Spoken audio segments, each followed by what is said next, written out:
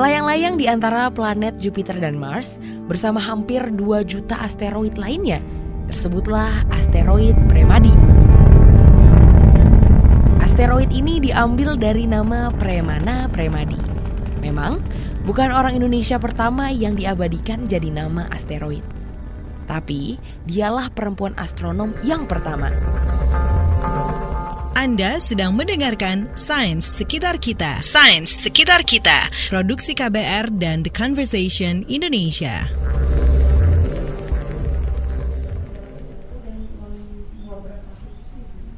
Hidup dengan ALS yang membatasi gerak tubuhnya tak berarti diam buat Premana Premadi.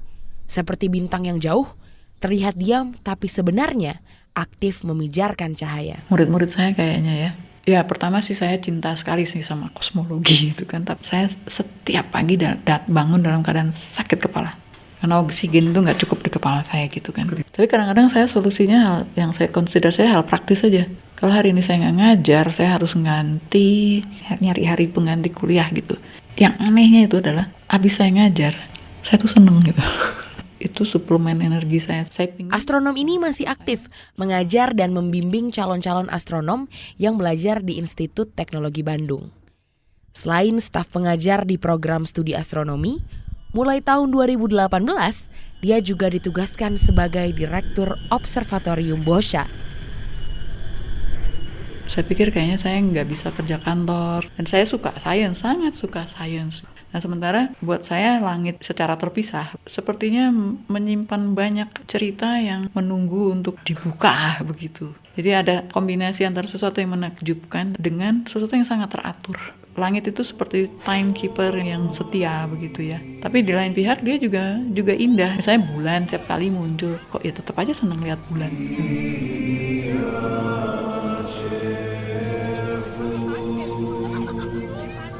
Langit telah memesona Premana, nenek moyang, dan kita semua. Saat berdoa, 2 tangan mengadah ke langit, meminta hujan dan rezeki ke langit, menandai hari, iklim, dan angin musim ke langit. Hampir semua hari besar keagamaan senantiasa terkait dengan langit. Peristiwa macam gerhana bulan dan matahari senantiasa juga kita rayakan.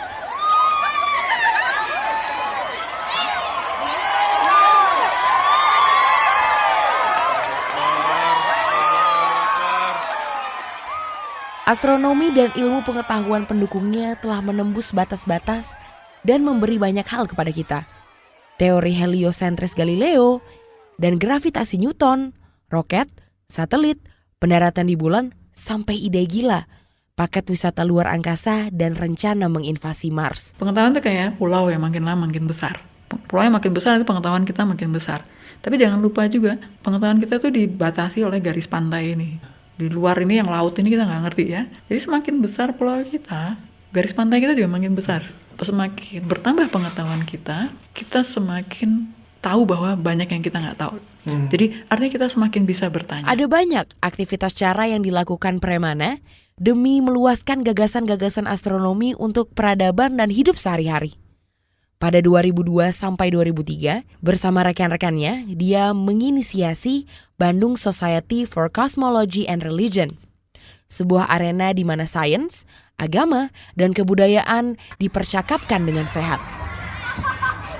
Untuk menanamkan kecintaan kepada sains dan astronomi pada anak, dia juga menginisiasi Universe Awareness for Children di Indonesia.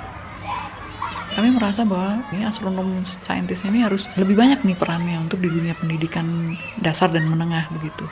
Kebetulan organisasi ini jadi UNAW ini fokusnya kepada anak-anak yang nggak beruntung justru. Karena pendapat kami begini, nomor 1, langit itu bisa diakses secara gratis oleh siapapun. Dan kedua, langit itu sama di mana-mana.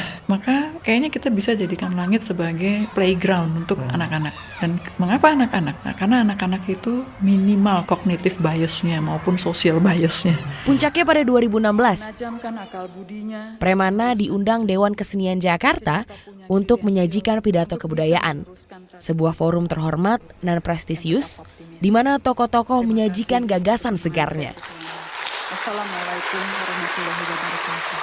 Di luar pekerjaan dan cintanya pada astronomi, Premana membentuk Yayasan ALS Indonesia.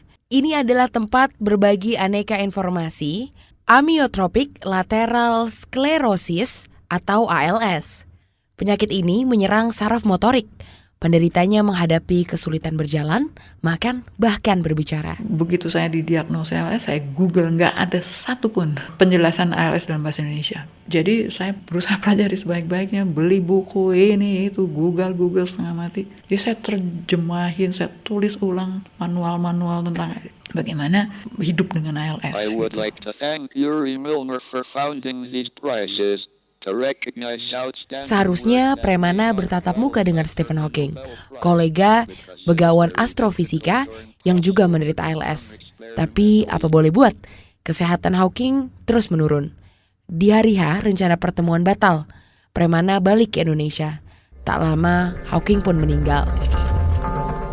Sains Sekitar Kita. Sains Sekitar Kita. Produksi KBR dan The Conversation Indonesia.